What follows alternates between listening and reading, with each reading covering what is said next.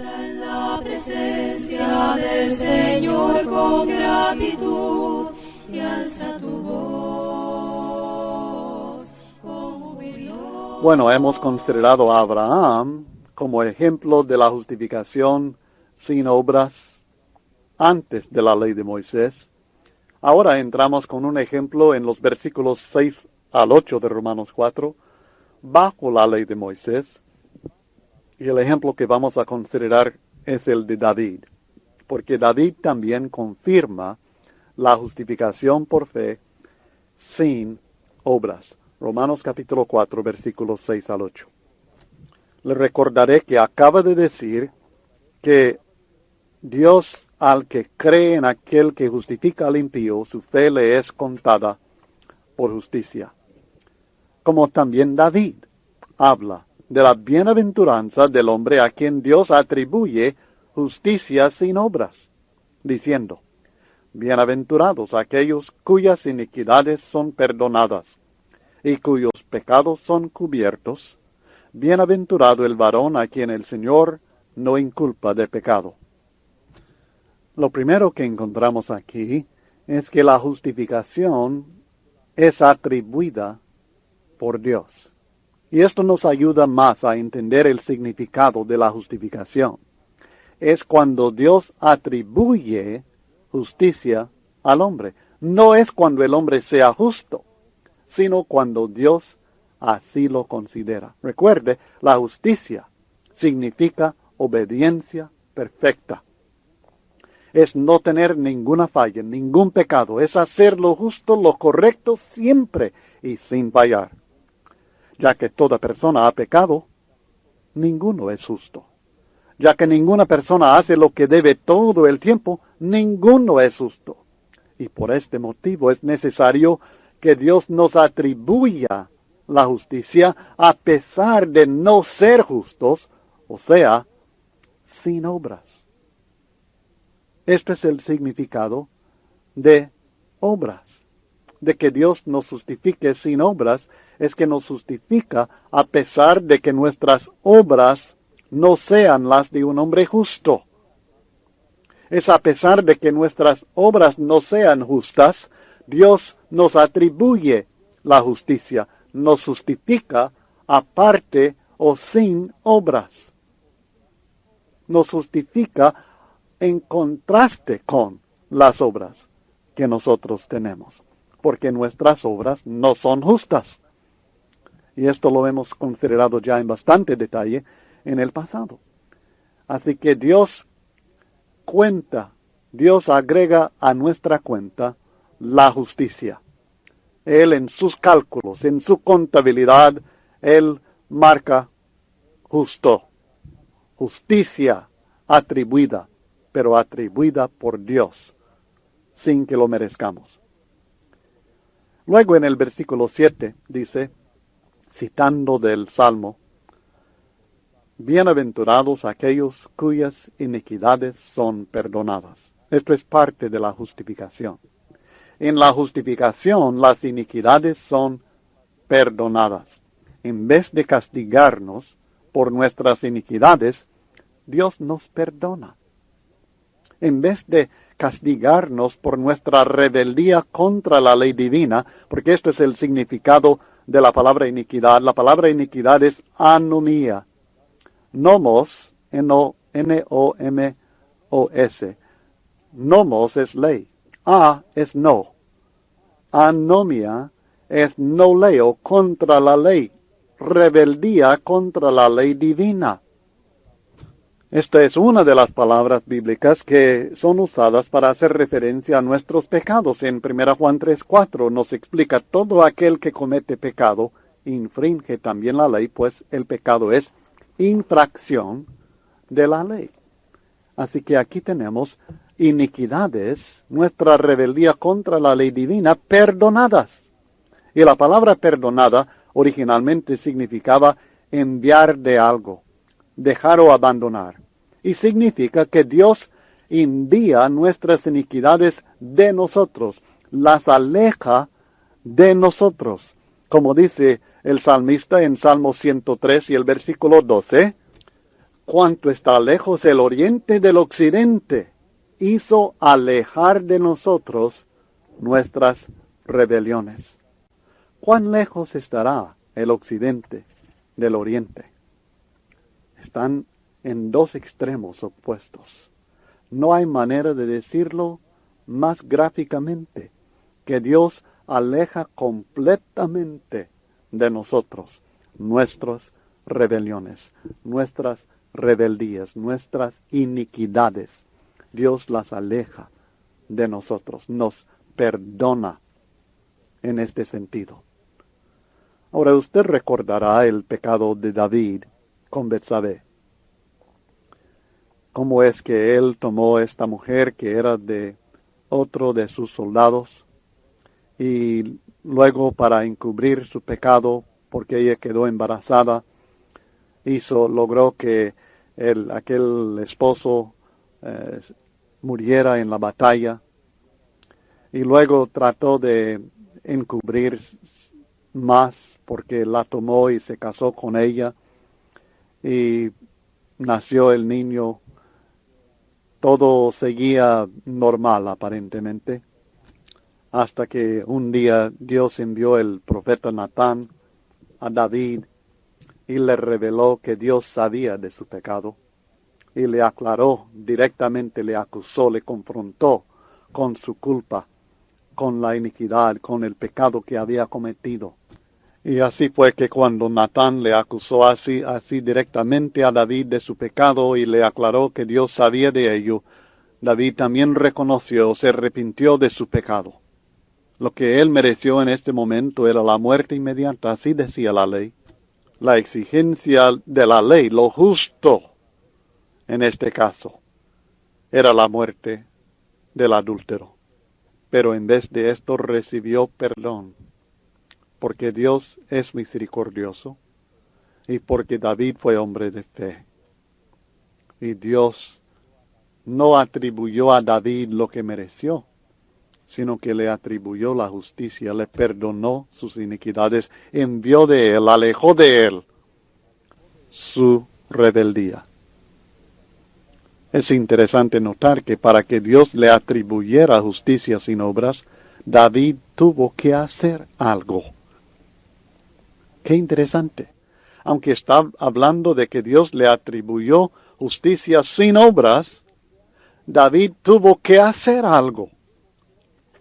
Su fe tuvo que manifestarse en una acción específica. Leamos en Salmos 32. Comenzamos en el versículo 1. Bienaventurado aquel cuya transgresión ha sido perdonada y cubierto su pecado. Bienaventurado el hombre a quien Jehová no inculpa de iniquidad y en cuyo espíritu no hay engaño. Ahora note. Mientras callé, se envejecieron mis huesos en mi gemir todo el día. Mientras no decía nada, dice David, mientras yo trataba de encubrir aquello, de no confesarlo, de que nadie lo supiera, y esto fue por un lapso de tiempo. Sigue diciendo, porque de día y de noche se agravó sobre mí tu mano, se volvió mi verdor en sequedades de verano. Durante este tiempo, David sentía un peso sobre su persona, sintió que se envejecieron sus huesos, sintió que su vida se estaba destruyendo por dentro, estaba en miseria. Esto no lo revela el segundo libro de Samuel cuando nos habla de este caso. Uno pudiera tal vez tener el concepto de que hasta que Natán le dijo que David estaba bien feliz, antes de recibir la acusación, la confrontación del profeta de Dios, que a David no le molestaba lo que había hecho. Al contrario, le molestaba mucho. Su conciencia le acusaba. Luego dice el versículo 5, mi pecado te declaré, confesé mi pecado, y no encubrí mi iniquidad, fui honesto contigo. Dije, confesaré mis transgresiones a Jehová y noté el resultado, y tú perdonaste la maldad de mi pecado. David tuvo que confesar su pecado a Dios. no pudo encubrirlo más para recibir la salvación, para recibir el perdón, para que sus iniquidades fueran perdonadas. Él tuvo que confesar y pedir perdón a Dios. Sin embargo, es ejemplo de uno que fue justificado sin obras. Pero hizo una obra. La obra que hizo fue la de obedecer, de confesar, de arrepentirse, de pedir perdón a Dios. Sin embargo, esto no es la clase de obras de la cual está hablando Pablo cuando dice justicia sin obras. Que Dios atribuye justicia a David sin obras es que no sea conforme a sus propias obras. No es porque sus obras sean justas, no eran justas, eran muy injustas las obras de David, pero cumplió con el requisito, la condición que Dios le había puesto para ser perdonado. Tuvo fe en la misericordia de Dios. Y él humildemente, honestamente, sinceramente, se arrepintió y confesó su pecado a Dios. Y tú perdonaste la maldad de mi pecado. Dios no sencillamente vio la fe en el corazón de David y no tomó en cuenta su pecado.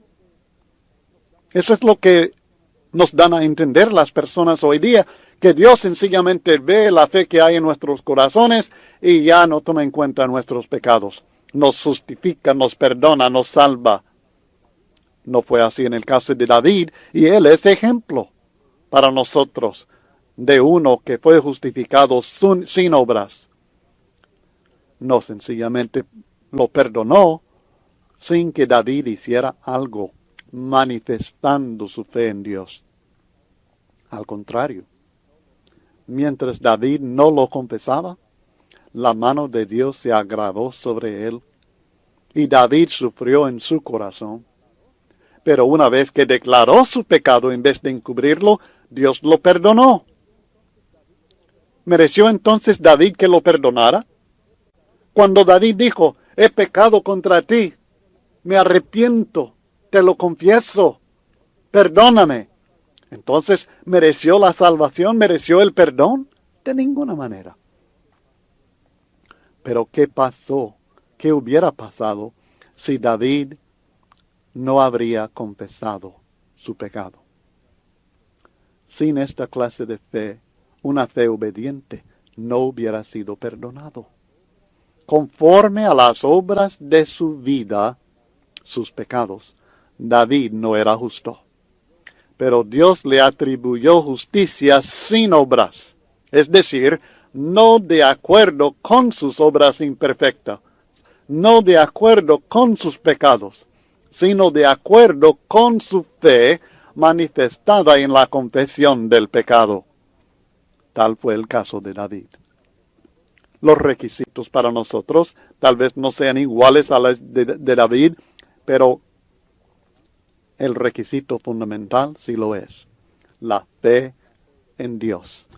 La fe obediente que cumple con los requisitos que Dios impone para que aceptemos, para que recibamos esta justificación por gracia, sin obras, no de acuerdo con nuestras obras imperfectas, sino de acuerdo con nuestra fe.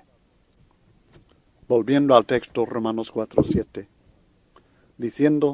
David diciendo, bienaventurados aquellos cuyas iniquidades son perdonadas, esto es un aspecto de la justificación, y cuyos pecados son cubiertos.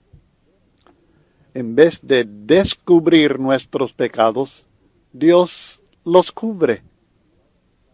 Pecados, la palabra pecados, señala la idea de no dar en el blanco. Son errores que cometemos. No es solamente rebeldía, sino sencillamente fallamos. No hicimos lo debido. Hicimos algo que no hubiéramos hecho. Si nosotros encubrimos nuestros pecados, Dios los descubrirá en su justo juicio, como estudiamos en Romanos capítulo 2 y el versículo 16, en el día en que Dios juzgará por Jesucristo los secretos de los hombres conforme a mi evangelio. Esto es lo que David había hecho por un tiempo, pero luego lo descubrió, lo reconoció, lo confesó. Y si nosotros los descubrimos, los reconocemos, los confesamos a Dios, Dios los cubre. Dios los cubre, perdona. Y ya aprendimos en Romanos 3:25, recuerden el concepto del propiciatorio, de la propiciación que es la sangre de Cristo, que cubre nuestros pecados. Aquella cubierta del arca del testimonio, el propiciatorio, la propiciación, lo que cubre nuestros pecados, es la sangre de Jesucristo. Así que nuestros errores, Dios los cubre y ya no los ve. Si yo los encubro, Dios los descubrirá. Y será para mi vergüenza y mi pena en el día final. Pero aquellos que yo descubro, que yo reconozco y confieso a Dios, y acudo a Dios para que Él me perdone, Él ahora los tiene cubiertos completamente. Y luego en el versículo 7, el otro aspecto maravilloso de la justificación por fe, sin obras, es que el Señor no nos inculpa de pecado. Bienaventurado el varón a quien el Señor no inculpa de pecado. No inculpa es la misma palabra traducida contado en el 4.3 y atribuye en 4.6. Y se trata de la contabilidad divina. No solamente es que Dios en su contabilidad, cuando nosotros tenemos fe en Él, una fe obediente, una fe viva, cuando nosotros manifestamos nuestra fe en Dios, Él no solamente atribuye a nuestra cuenta justicia. Él ya, a partir de esto, Él ya no inculpa de pecado. Él ya no atribuye a nuestra cuenta los pecados que cometemos. No los toma en cuenta. No los agrega a nuestra cuenta. Cometimos un pecado, pero no hay entrada de pecado en nuestra cuenta. No aparece allí. Dios no lo agrega. En vez de considerarnos culpables cada vez que cometemos un pecado, Dios no lo agrega a nuestra cuenta, no lo toma en cuenta. ¿Cómo es posible tal cosa? ¿Sencillamente decide Dios no tomarlo en cuenta? No. Dios es justo, recuerden. Y si Dios actuara así, Él mismo no sería justo, pero lo que hace Dios es cargar en Cristo nuestros pecados. Isaías 53 y el versículo 6. Todos nosotros nos descarriamos como ovejas, cada cual se apartó por su camino, mas Jehová cargó en él el pecado de todos nosotros. Mis pecados son cargados a la cuenta de Jesucristo. Nuestros pecados fueron atribuidos a Cristo Jesús, el perfecto Hijo de Dios. O como dice Pablo en 2 Corintios 5 y el versículo 21, al que no conoció pecado, por nosotros lo hizo pecado, para que nosotros fuésemos hechos justicia de Dios en él. Nuestros pecados fueron atribuidos a Cristo, para que su justicia pudiera ser atribuido a nosotros. De esta manera, Dios no cuenta nuestros pecados contra nosotros, sino contra Cristo. Increíble. Él pagó la cuenta por todos en la cruz. Pero para que esto sea realidad para nosotros, es necesario tener fe en Él, en las buenas nuevas del Evangelio de Cristo Jesús, en las obras de Él que Él hizo en el Calvario por nosotros, en su muerte, en su sepultura, en su resurrección gloriosa. Luego, Dios cuenta nuestra fe como si fuera justicia y atribuye a nosotros la justicia de Dios, de modo que el perfecto Hijo de Dios llegó a ser pecado. Y nosotros, pecadores que somos, llegamos a ser justicia de Dios en Él. No porque no hayamos cometido pecados, por supuesto, porque los hemos cometido, sino porque no nos inculpa de pecado. Usted tal vez ha conocido a personas que tienen el concepto, tal vez usted mismo ha tenido el concepto, o tal vez lo tiene todavía, que en el día final, nosotros cristianos, estaremos allí dando cuenta por cada pecado, por cada mala obra que nosotros hicimos en esta vida. Que Dios llamará a cada uno y tomará en cuenta cada pecado que nosotros hemos cometido. Esto no es así. Porque estos pecados que como cristianos, que antes de ser cristianos, nosotros cometimos, Dios ya los envió de nosotros. Dios ya los cubrió con la sangre de su Hijo. Y aquellos que nosotros cometemos ahora, como hijos fieles de Dios, y entienda que hijo fiel no significa no pecar, porque todos pecamos. Aquellos que cometemos mientras andamos en luz, como Él está en luz. De estos pecados la sangre de su Hijo nos limpia. 1 Juan 1:7. Dios no nos inculpa. Dios no ha agregado, no ha contado en su contabilidad, no ha entrado en nuestra cuenta. Estos pecados no existen en nuestra cuenta. No podremos dar cuenta por ellos. Cristo ya pagó por estos pecados. De modo que nosotros seremos presentados a Dios santos, sin mancha, sin pecado alguno, limpios, lavados en Cristo, en su sangre, en su evangelio, en su palabra, en la maravillosa gracia de Dios. De modo que estaremos delante de Dios justificados, declarados justos, justicia atribuida a nosotros, pecados no atribuidos a nosotros, sino justicia totalmente, porque al que no conoció pecado, Dios lo hizo pecado para que nosotros fuésemos hechos justicia de Dios en Él. En Cristo, nosotros nos presentamos sin pecado, justificados, justicia, por la gracia de Dios.